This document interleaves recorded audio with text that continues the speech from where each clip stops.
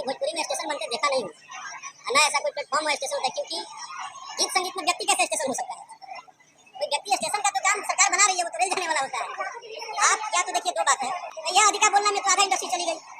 यही हालात में कि हम वही भगवान के बुलाइला भगवान हमारे सुने ले, इस चक्कर में क्या भाई कि आपको बड़ा खुशी है कि लोग हमारी बड़ी तारीफ करते हैं कि भोजपुरी वाले बड़ा जानकारी रखते हैं। अरे क्या बताइए तारेगा। देखिए, राकेश मिश्रा का एक भोजपुरी सॉन्ग लॉन्च हुआ है जिसका नाम है हुमच के, और इस गाना के लॉन्चिंग होते के साथ साथ एक बहुत बड़ा कंट्रोवर्सी भी लॉन्च हो चुका है।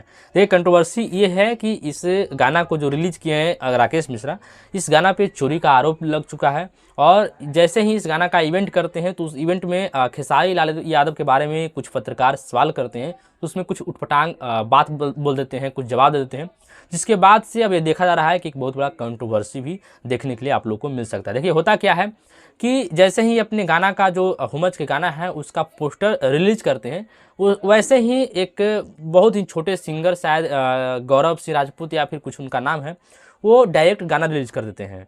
सुनने में आ रहा है कि ये गाना राकेश मिश्रा का चोरी का है और बहुत पहले से ही किसी एक छोटे सिंगर का बना हुआ था, बस उसको वीडियो बनाना था, उसमें लेट हो गया और उससे पहले ही राकेश मिश्रा उठा कर गा देते हैं। और ये जो छोटे मोटे सिंगर होते हैं वो उनको जो भी मौका मिलता है वो ऑडियो के द्वारा ही अपना गाना रिलीज कर देते हैं, और उसके कुछ देर के बाद सुबह में ही वो गाना जो राकेश मिश्रा का होता है वो यूट्यूब से हट भी जाता है।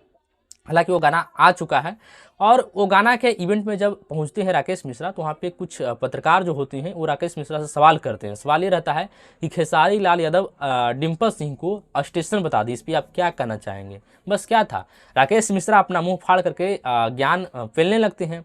वो बताते हैं कि खेसारी लाल यादव का, हालांकि नाम नहीं लेते हैं, कि खेसारी लाल यादव का यहाँ पे बोलना गलत है, कोई स्टेशन नहीं होता है, आदमी स्टेशन कैसे हो सकता है, मतलब कोई ऑब्जेक्ट कैसे हो सकता है, इस तरह मतलब ना तरह तरह का ज्ञान वहाँ पे देने लगते हैं। कभी भोजपुरी में स्टेशन बनते देखा नहीं हूँ, ना ऐसा कोई प्लेटफॉर्म है स्टेशन का, क्योंकि गीत संगीत में व्यक्ति कैसे स्टेशन हो सकता है? यह अधिकार बोलना में तो आधा इंडस्ट्री चली गई।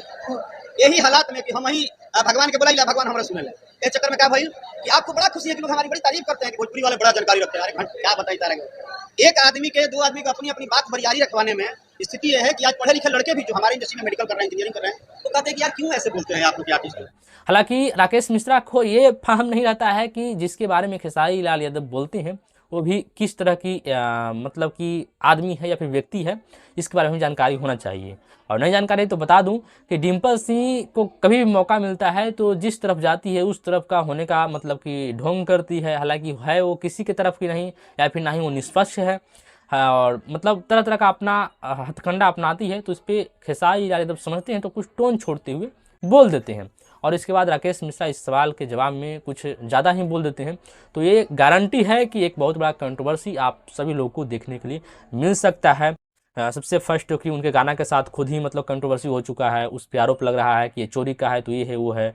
और दूसरा कि खेसारी लाल यादव पे कुछ बोल दिए हैं तो उधर से कुछ ना कुछ रिप्लाई मिलेगा ही, खेसारी लाल यादव के द्वारा नहीं मिलेगा, उनके यूट्यूबरों के द्वारा, उनके फैंस के द्वारा कुछ ना कुछ रिप्लाई तो मिलेगा। और रिप्लाई मिलने के बाद एक बहुत बड़ा कंट्रोवर्सी भी हो सकता है। इस पर आप लोग क्या कहना चाहेंगे कमेंट बॉक्स में जरूर बताइए।